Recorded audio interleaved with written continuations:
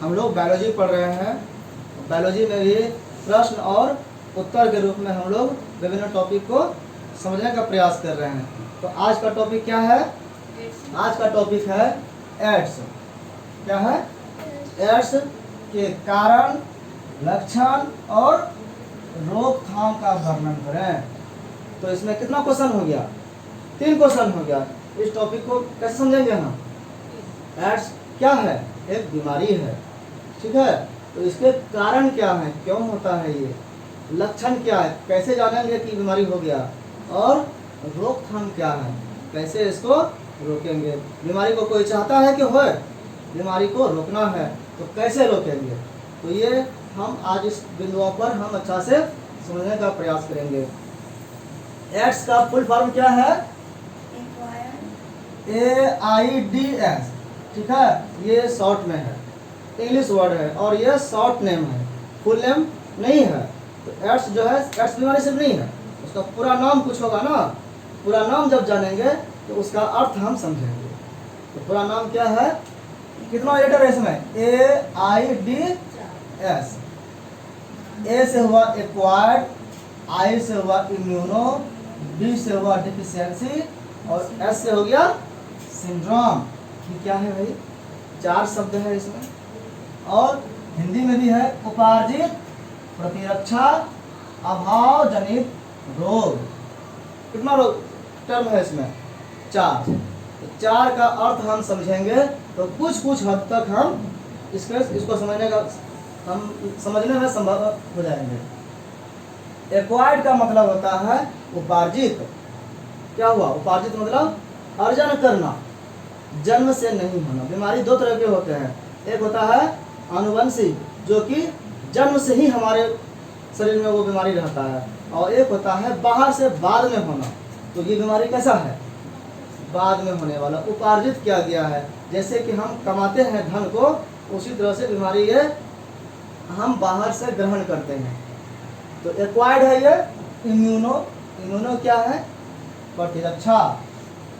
Immune से कुछ नाम समझ में आ रहा है? हमारे बॉडी में एक इम्यून सिस्टम होता है, एक प्रतिरोधक क्षमता हमारे शरीर में होता है। किससे? रोगों से लड़ने के लिए रोग प्रतिरोधक क्षमता हमारे बॉडी में होता है, उसको कहते हैं इम्यून सिस्टम। एक उसका व्यवस्था है कि कोई रोग आएगा तो उसको कैसे हम लड़ करके भगाएंगे। जैसे कि हमारे समाज में कोई चोर आया, हमारे घर पे कोई चोर आया चोरी करने, तो चोर वो बीमारी है, वो वायरस है, बैक्टीरिया है, और उसको लड़ने के लिए, चोर को भगाने के लिए हम सिपाही रखते हैं। तो सिपाही क्या करता है? उसको मार के भगा देता है। सिपाही अगर कम संख्या में है तो सिपाही क्या करेगा? अब ज़्यादा संख्या में बुलाएगा सिपाहियों को, तब उसको अटैक करेगा ना। तो सिपाही हमारे बॉडी में क्या है? WBC। क्या है? WBC हमारे बॉडी का क्या है? सुरक्षा तंत्र है, सिपाही है। वाइट ब्लड कॉर्पसल्स WBC को बोलते हैं। वाइट ब्लड सेल भी बोलते हैं और वाइट ब्लड कॉर्पसल्स भी बोलते हैं। दोनों नाम है, सेल और कॉर्पसल्स एक ही चीज़ है। तो ये WBC जो है ये 5 प्रकार के होता है। तो ये सभी सिपाही है, रोगों से लड़ने की क्षमता है। ये क्या कह रहा है एड्स में भाई? उसका क्या काम है? तो कह रहा है इम्यून। इम्यून जो हमारा सिस्टम है वो डिफिशियंट हो जाता है। डिफिशियंस मतलब अभाव, जो वो खत्म हो जाता है। हमारे जो सिपाही है, सिपाही को अगर मार दे तो चोरी करना आसान ना हो जाएगा। तो ये ऐसा बीमारी है कि हमारे सिपाहियों को मार देता है, हमारे WBC को ख़त्म कर देता है। जब हम लड़ने वाला कोई नहीं रहेगा तो घर में कोई भी चोर आ जाएगा, तो कोई भी बीमारी आ सकता है शरीर में, और कोई बीमारी से हम मर सकते हैं। तो इस तरह से ये बीमारी क्या हो गया? डिफिशियंसी वाला बीमारी है, ठीक है। किसका डिफिशियंसी? तो इम्यून सिस्टम का डिफिशियंसी। और ये कैसा है? एक्वायर्ड है। और इसके द्वारा जो लक्षण होता है, लक्षणों का समूह होता है, उसको कहते हैं सिंड्रोम। क्या बोलते हैं? सिंड्रोम का मतलब क्या हुआ? लक्षण समूह। ये डिजीज ही है, लेकिन एक डिजीज नहीं, ग्रुप ऑफ डिजीज है, ठीक है। तो एड्स का फुल फॉर्म क्या हो गया? याद हो गया? Acquired immuno deficiency syndrome.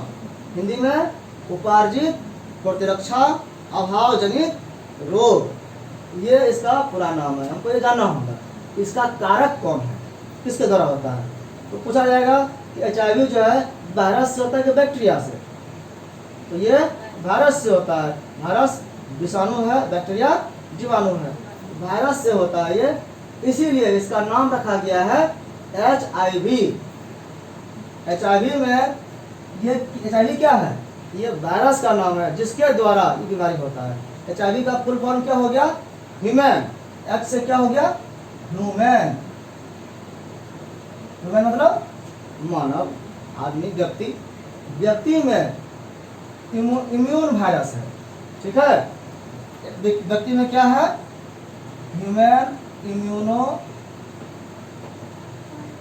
और वायरस। ये इस वायरस का नाम इसी के कारण रख दिया है कि इम्यून से संबंधित वायरस जो है मानव में जो खत्म करने वाला वही HIV। HIV जो बीमारी है एक वायरस है। ये कौन सा बीमारी पैदा करता है? एड्स। प्रतिरक्षा प्रणाली इम्यून सिस्टम ये क्या है? मानव के शरीर में रोगों या बाहरी आक्रमणों से लड़ने की शक्ति है। बाहर से जो आक्रमण होता है चोरों का, तो हमारे लिए चोर क्या है?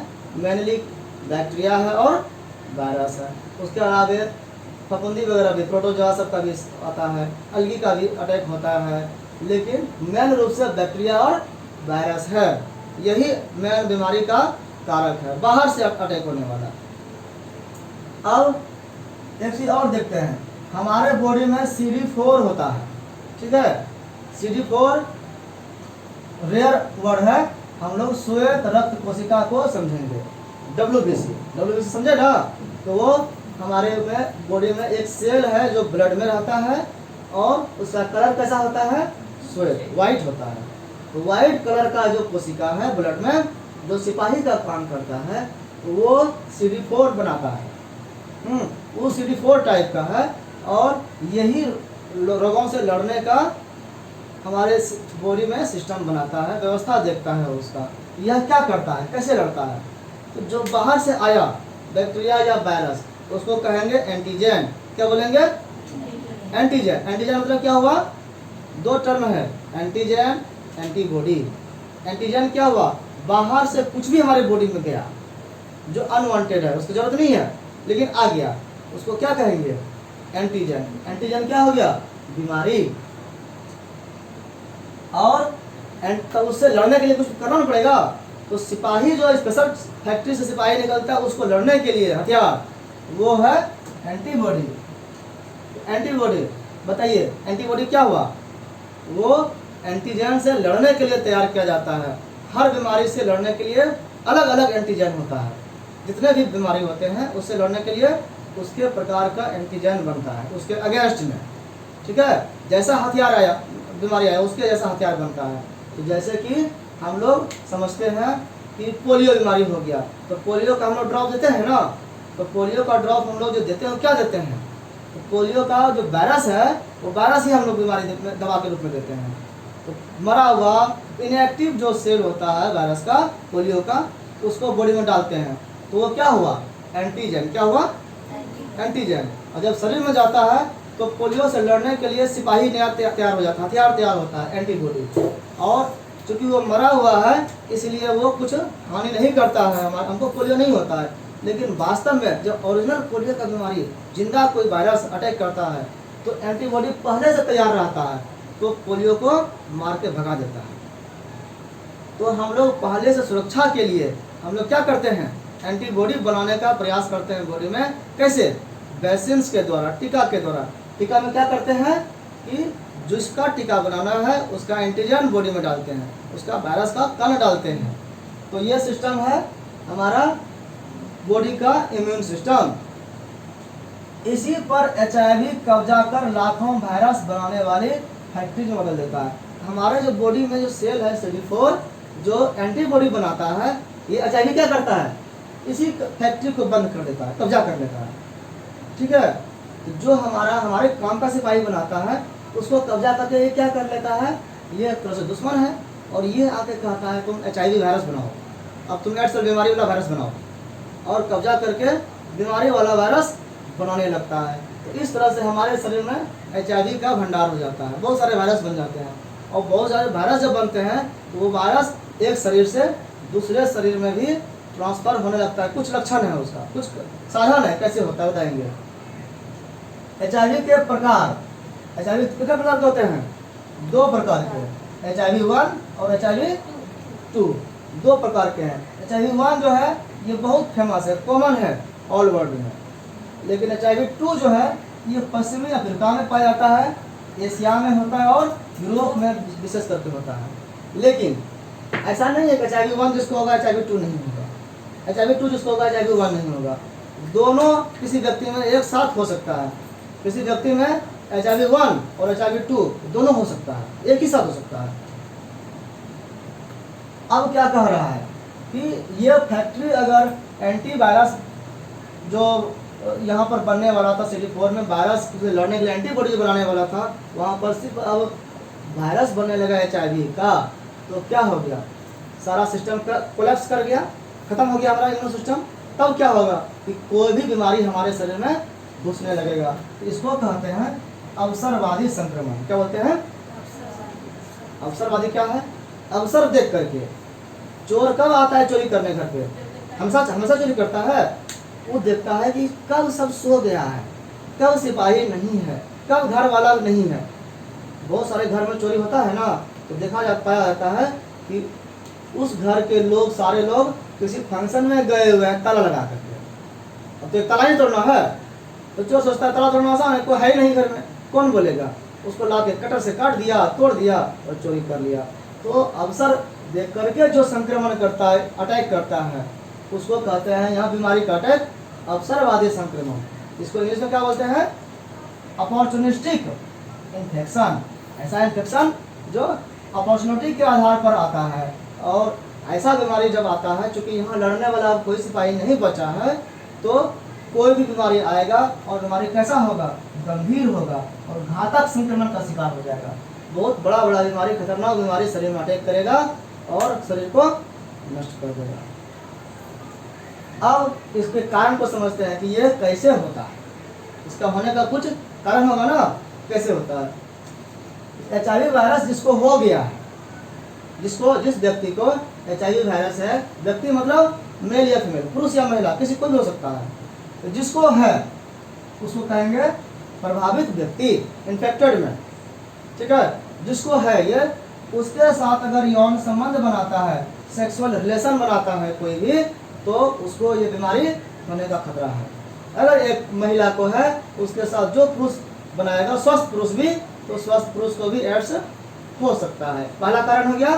दूसरा कारण क्या है कि संक्रमित व्यक्ति जिसको वो बीमारी है में प्रयोग किए गए इंजेक्शन के निडिल के व्यवहार से, कई बार हम लोग देखते हैं कि अब तो कम हो गया है, इसी जागरूकता करें। क्या करता था डॉक्टर या कंपाउंडर, हॉस्पिटल में बहुत सारे पेशेंट हैं, एक एड्स का पेशेंट है और दूसरा पेशेंट नॉर्मल पेट खराब वाला, बुखार वाला, नॉर्मल बीमारी वाला है। तो वो क्या करता है कि इंजेक्शन सबको डाल रहा है, एक ही बार इसको डाला और उसके बाद उसी इंजेक्शन से दूसरे को भी डाल रहा है इंजेक्शन। तो ये क्या हुआ कि इंजेक्शन जब इसके बॉडी में गया अंदर, तो वो इन्फेक्टेड हुआ, ब्लड से मिला ना, और वही इंजेक्शन दूसरे बॉडी में डाल दिया, तो इसका इन्फेक्शन किस में हो गया? स्वस्थ व्यक्ति में चल गया। तो इसीलिए इन्फेक्टेड निडल से दूसरे व्यक्ति को प्रयोग नहीं करना चाहिए। इसके लिए क्या जरूरी है? डिस्पोजल निडल का उपयोग करना है। एक बार सिरिंज का उपयोग किया, उसको खत्म कर दिया, दोबारा किसी का उपयोग नहीं करना है। और कारण क्या है? एड्स से संक्रमित व्यक्ति का, जिसको बीमारी है, उसका रक्त, उसका ब्लड जो है, किसी को भी ब्लड को नहीं चढ़ाना है। ब्लड हम लोग चढ़ाते हैं, कब चढ़ाते हैं बताइए? ब्लड चढ़ाने की जरूरत पड़ता है किसी को? कब ब्लड कम होता है, किसी बीमारी में ब्लड लॉस होने लगता है या कम बनता है शरीर में, तो उस समय ब्लड की जरूरत होती है किसी दूसरे के का लेकर के। या एक्सीडेंट हो गया, ब्लीडिंग बहुत सारा हो गया, तो उस समय ब्लड नहीं रहेगा तो जान बचेगा नहीं। तो अचानक ब्लड उसमें कुछ दिया जाता है, लेकिन वो तत्काल बचाने के लिए होता है। किसी दूसरे का ब्लड की आयु होती है ना, वो टिकाऊ नहीं होता है। ब्लड जो अपना शरीर में बनते रहता है तब जिंदा रहता है व्यक्ति। तो ब्लड किसका लेना है? ये समझना होगा। बीमार व्यक्ति का नहीं लेना है। जो एड्स पीड़ित बीमारी व्यक्ति है उसका अगर हम ब्लड को चढ़ा लिए तो स्वस्थ व्यक्ति भी एड्स का बीमारी उसको हो सकता है, वो ग्रसित हो जाएगा। तो इसीलिए कह रहा है स्वस्थ व्यक्ति में रुधिर अगर हम आधार करते हैं चढ़ाते हैं तो वो संक्रमित हो जाएगा। चौथा क्या है, संक्रमित व्यक्ति अगर महिला है और गर्भवती हो गई है, प्रेग्नेंट, तो प्रेगनेंसी में क्या होता है कि उसके जो बच्चे होते हैं यूट्रस में, तो वो भ्रूण बाद में शिशु में परिवर्तन होता है और 9 मंथ तक पेट में रहता है। और उसका पोषण कैसे होता है, माँ के ब्लड से ही ना होता है। तो माँ का ब्लड अगर इन्फेक्टेड है एड्स से तो बच्चों में भी इन्फेक्शन हो जाएगा। तो ये कारण है किसी में एड्स होने का। अगर एड्स होता है तो ये सब कारण पर विचार करेगा, लोग समझ जाएगा तो इस चारों में से कुछ असर हुआ है। लक्षण क्या है, कैसे जानेंगे कि एड्स हो गया है? तो अधिक दिनों तक बार बार पेट खराब होना, लगातार पेट खराब हो रहा है। अब लूज मोशन हो रहा है तो हो ही रहा है, कोई दवा काम नहीं कर, दवा काम करेगा? इम्यून सिस्टम खत्म हो जाएगा, दवा कैसे काम करेगा? तो ये सिम्टम्स है कि पता चलता है कि हमारा तबीयत कुछ विशेष खराब हुआ है। इसका देखना पड़ेगा कि इलाज करना पड़ेगा, जांच करना पड़ेगा। लसिका ग्रंथि का फूल जाना। लसिका ग्रंथि क्या है? Lymph node. क्या है?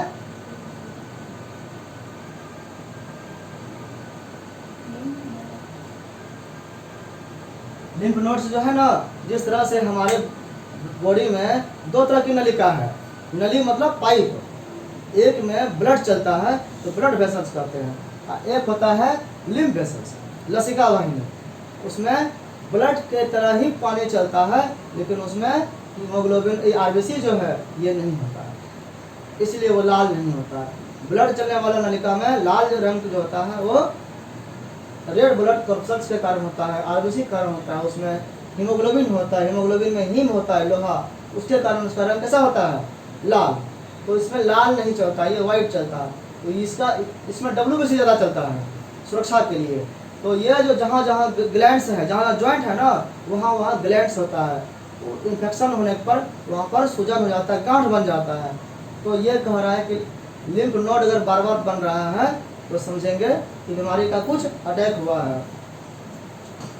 क्रमशः शरीर का वजन कम होना, शरीर का वेट जो है धीरे धीरे घटना, सूखते जाना, शरीर में कोई ग्रोथ नहीं होना, ये भी कारण हो सकता है। बीमार होते रहना, बार बार बीमारी, कुछ ना कोई एक बीमारी ठीक नहीं हुआ दूसरा बीमारी हो गया, इस तरह से जो है बीमार होते रहना भी इसका लक्षण है, क्योंकि ठीक नहीं हो पाता है इम्यून सिस्टम कमजोर होने के कारण। और यत्र तत्र त्वचा पर घाव होना, स्किन पर जो है बहुत सारे घाव, इन्फेक्शन हर जगह होते रहता है। कम काम करने पर भी थकान महसूस होना, एनर्जी महसूस लगेगा ही नहीं, कितना खा रहा है ग्रोथ नहीं हो रहा है और वीकनेस आ रहा है, तो ये भी एक लक्षण है। धीरे धीरे स्मरण शक्ति का कम होना, मेमोरी लॉस हो जाता है। हम जो पढ़ेंगे, जो देखेंगे आसपास में, वो सब भी भूल जाते हैं। ये किसका कारण है? ये इसके कारण भी हो सकता है। और कुछ लक्षण है, बुखार भी होना, गले में खराश होना, रात में अधिक पसीना आ रहा है, ये सब बीमारी है। मांसपेशी में, मसल्स में है, उसमें दर्द होना, सर दर्द करना, अत्यधिक थकान होना, बिना कुछ काम किए थके हुए हैं, ऐसा लग रहा है कि कितना पहाड़ हम उठा लिए हैं, थके हुए हैं। चकते होना, चकते मतलब रैशेस होता है बॉडी पर, गोल गोल चकते होना, अलग अलग कलर का, अलग अलग डिजाइन का होता है, ब्लैक, रेड, इस तरह का इचिंग होना उसमें, या सर्दी या फ्लू जैसे लक्षण होते हैं, सर्दी की तरह हमेशा सर्दी होना, एलर्जिक हो जाना पूरा। तो ये सब लक्षण भी एड्स वाले को हो सकता है। इसका प्रसारण जो है, जब हम कारण देख रहे थे तो बहुत लोग क्या करते, जिसको एड्स होता है उससे परहेज करता है। क्या परहेज करता है? उसमें उससे टच में भी नहीं जाता है लोग, उसको उससे टच करने में लोग सोचता है कि पसीना से बीमारी हो जाएगा। ये नहीं होता है, पसीना से बीमारी नहीं होता है, उसके आंसू से बीमारी नहीं होता है, उसके लार से, थूक से बीमारी नहीं होता है, मल मूत्र से बीमारी नहीं होता है, छूने या चुमने से बीमारी नहीं होता है। वो पेशेंट जो एड्स वाला है, जिस शौचालय का उपयोग कर रहा है, उस शौचालय का उपयोग करने से एड्स किसी को नहीं होता है। और किससे हो सकता है? सेक्सुअल सिक्रेशन से, कोई भी यौन संबंध बनाने से उसमें जो भी लिक्विड निकलता है उसके संक्रमण से हो सकता है। पीरियड जो होता है मेंस में, उसके साथ इन्फेक्शन हो सकता है। वेजाइनल सेक्रेशन से हो सकता है, योनि स्राव जो होता है। और लैक्टेटिंग मिल्क, जिस महिला को एड्स है उसका दूध पीने से ये हो सकता है। अब रोकथाम क्या है इसका, इसको कैसे ठीक कर सकते हैं हम? इसके लिए कह रहा है अनैतिक यौन संबंधों से अपने आप को दूर रखना। गलत जगह जो है जहाँ नीतिगत संबंध नहीं है वहाँ पर यौन संबंध, सेक्सुअल रिलेशन नहीं बनाना चाहिए, वहाँ से दूर रहना चाहिए। HIV वायरस से मुक्त ब्लड को ही जरूरतमंद व्यक्ति को चढ़ाना चाहिए। अगर जरूरी पड़ा किसी का ब्लड चढ़ाना है हॉस्पिटल में, तो किसका ब्लड चढ़ाया जा रहा है ये पता करना। वो HIV से इन्फेक्टेड नहीं होना चाहिए। खास करके अपने जान पहचान के लोग हैं उनसे ही ब्लड लेना चाहिए। अनजान लोगों से ब्लड नहीं लेना चाहिए। पता नहीं उसमें क्या है नहीं, उसका टेस्ट पहले करना चाहिए, उसके बाद ब्लड चढ़ाना चाहिए। केवल एक बार प्रयोग में आने वाले सुई का ही प्रयोग करना चाहिए। डिस्पोजल नीडल जो होता है, सिरिंज होता है ना, उसी का उपयोग करना चाहिए, ताकि एक बार उस सिरिंज का उपयोग अलग अलग पेशेंट में नहीं किया जा सके। दूसरे व्यक्ति द्वारा व्यवहृत कोई और व्यक्ति अगर कुछ उपयोग किया हुआ सामान है, जैसे सेलिंग रेजर, हम सेलिंग करते हैं ना एक रेजर से, उसी रेजर से दूसरे को सेलिंग नहीं करना चाहिए, क्योंकि सेलिंग जब करते हैं तो कटता भी है, कटने का उसमें ब्लड का अंश भी जाता है, तो उस ब्लड को दूसरे में के बॉडी पर जाएगा तो इन्फेक्शन होने का खतरा है। इसीलिए सैलून का प्रयोग भी लोग नहीं करता है। अब जो है सैलून में भी अलग अलग ब्लेड हमेशा उपयोग करना पड़ता है, तो ये सेफ्टी के लिए जरूरी है। टूथब्रश, एक आदमी टूथब्रश किया है तो उसका ब्रश को दूसरे को उपयोग नहीं करना चाहिए। इस तरह से कुछ भी ऐसा चीज हो जो कोई इंटरनली उपयोग कर रहा है, तो उसके वस्तुओं को दूसरे व्यक्ति उपयोग नहीं करे, यही अच्छा है। मैथुन के समय कंडोम का इस्तेमाल करना चाहिए। अगर सेक्सुअल रिलेशन बन रहा है तो ओपनली नहीं करना चाहिए, कंडोम का प्रयोग करना चाहिए। आशंका हो तो, अगर मन में डर है कि हमको एड्स हो तो नहीं गया, इसमें से कुछ लक्षण अगर दिखा तो क्या करना चाहिए? घबराना चाहिए? घबराना नहीं चाहिए। उचित जो डॉक्टर है, योग्य डॉक्टर जो है, उनके पास जाकर के अपना जांच कराना चाहिए। जांच में कौन सा टेस्ट होता है? Elisa test. तो पूछा जाएगा एलिसा टेस्ट किसके लिए है? किसके लिए है? एड्स का जांच करने के लिए। एड्स जांच के लिए कौन सा टेस्ट है? 4 टेस्ट का नाम दे देगा, तो पता होना चाहिए ना, एलिसा टेस्ट है, ये इंपॉर्टेंट हो गया। और जो डॉक्टर फिर बताएगा कि टेस्ट करके कि पॉजिटिव है तो नेगेटिव है। पॉजिटिव है तो इसका मतलब बीमारी हो गया, उसका जो जरूरी होगा दवा देगा, और नहीं है तो फिर सावधान रहना है। एड्स नियंत्रण के लिए कोई टीका यानी वैक्सीन या औषधि का खोज नहीं हुआ है। ये इसीलिए डरावना है क्योंकि इसका दवा नहीं है। ऐसा नहीं हो गया तो फिर दवाई नहीं है, वो परहेज फिर है उसके लिए। इसलिए आम लोगों को जब दवाई नहीं है तो क्या करना होगा? आम लोगों को जागरूक करना पड़ेगा कि देखो भाई ऐसे अनैतिक संबंध से बचो, ताकि हमारे समाज में ये बीमारी फैल नहीं सके। अभी कोरोना की बीमारी फैला है तो इसका दवा तो नहीं है ना, तो इसीलिए लोगों को जागरूक किया गया कि इतना खतरनाक है, ये ऐसे फैलता है, इसलिए लोगों से संपर्क में आने से बचें। तो सावधान कर किया जागरूक करके, तो उसी तरह से इसको भी जागरूक करके हमको रोकना होगा। तो ये कैसे जागरूक होगा, क्या जाएगा? तो स्वास्थ्य शिक्षा के द्वारा। जब तक हम स्वास्थ्य संबंधी शिक्षा नहीं प्राप्त करेंगे तो हम इसको नहीं जान सकते हैं। प्रचार प्रसार के द्वारा हम देखते हैं कि टीवी में, रेडियो में भी इसका स्पेशल प्रचार होता है, पता है ना, तो इसको जागरूक करने के लिए इसका प्रचार किया जाता है। टेस्ट जो है, किसी को शक हुआ, एलिसा टेस्ट तो है ना, इसके अलावा टेस्ट है। इसमें टेस्ट क्या किया जाता है? टेस्ट इसमें 2 तरह का होता है। एक होता है HIV एंटीजन, एक होता है HIV एंटीबॉडी। एंटीजन और एंटीबॉडी में फर्क पता चला? अभी हम क्या देखें, एंटीजन क्या है? बाहर से अटैक किया हुआ वायरस, तो वो तो जैसे बीमारी होगा वायरस आ जाएगा। तो हम अगर वायरस का टेस्ट करेंगे तो वायरस है कि नहीं, तो वो आसान है और कंफर्म होगा।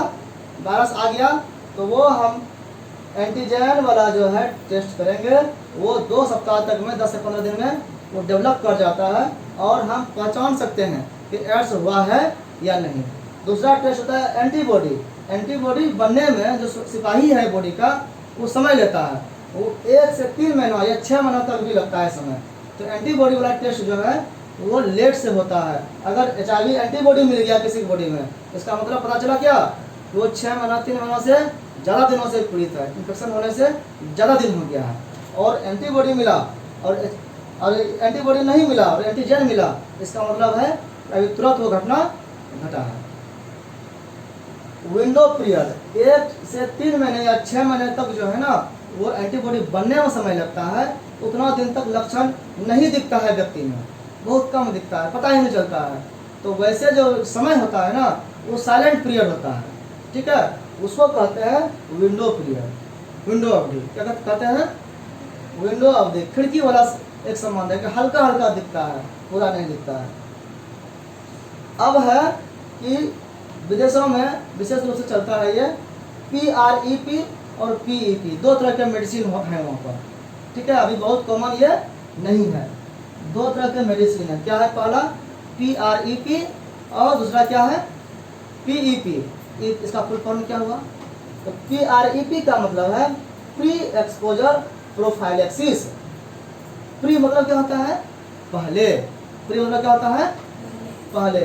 और पोस्ट का मतलब क्या होता है, बाद में। प्री मतलब होता है पहले, बिफोर, ठीक है। अब पोस्ट का मतलब क्या होता है, बाद में, आफ्टर, ठीक है। तो कुछ दवा ऐसा है कि हम पहले ले लें तो हम बीमारी से बच जाएं, कुछ दवा ऐसा है कि बाद में लेंगे तो ठीक होंगे। तो पहले से परहेज कर सकते हैं कि नहीं, तो ये देखना है। हमको ठंडा पानी नहीं पीनी चाहिए, क्यों भाई, तो पियेंगे तो सर्दी खांसी हो जाएगी, तो हम मना कर दिए ना, ये परहेज करना होगा। ऐसे जो दवाई है वो PREP कहलाता है, प्री एक्सपोजर प्रोफाइलेक्सिस। संपर्क में आने से पहले दवा ले लेना। अगर हम गलत जगह जा रहे हैं तो ऐसा मेडिसिन ले लिए ताकि हमको ये बीमारी नहीं हो सके। और दूसरा क्या है, PEP, पोस्ट एक्सपोजर प्रोफाइलेक्सिस, प्रतिषेधोपचार या रोग निरोधक दवा। ऐसा दवा जो हम बीमारी हो गया या नहीं होगा जानकारी में नहीं है हमको, लेकिन हमने गलती काम कर दिया है, तो अब क्या किया जाए, तो बाद में जो संभावित जोखिम के तुरंत बाद, जहाँ पर खतरा होने की संभावना है, उसके बाद अगर हम दवा लेते हैं तो वो PEP टाइप का मेडिसिन होता है। तो मेडिसिन 2 तरह के होते हैं, एक PREP, एक PEP। तो इस दोनों को भी हमको जानना है। और ये मेडिसिन PEP ज़्यादा काम का आता है, चूँकि ये पहले से पता लोगों को रहता नहीं है। इस तरह से हमने देखा कि एड्स बीमारी जो है वो एक संक्रामक बीमारी है, लेकिन ये फैलने का कुछ स्पेशल तरीका है। इस तरीके को अगर हम रोकते हैं तो इससे हम बच सकते हैं। इस तरह से ये हमको क्या सिखाता है, ये सिखाता है कि अनैतिक संबंध नहीं बनाना चाहिए। नैतिक संबंध बनाने से कोई प्रॉब्लम नहीं है। ये इंडिया में नहीं आता अगर हम पश्चिमी सभ्यता को, उसकी संस्कृति को नहीं अपनाते थे, ठीक है।